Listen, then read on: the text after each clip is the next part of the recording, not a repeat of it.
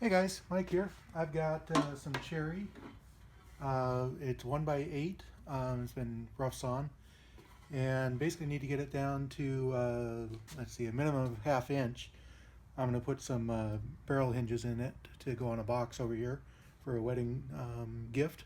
And anyway, I made a single pass with it before I realized, oh yeah, let's go get the camera. So anyway, done all that, and get it fired up. Get both sides done.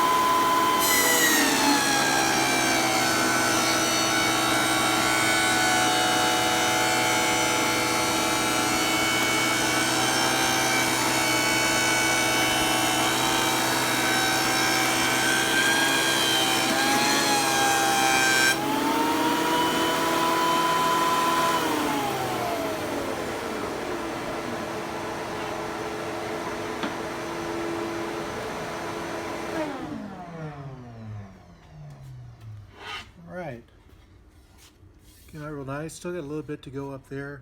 I only need 13 inches. This thing's actually 18, so we'll be able to cut off plenty of it.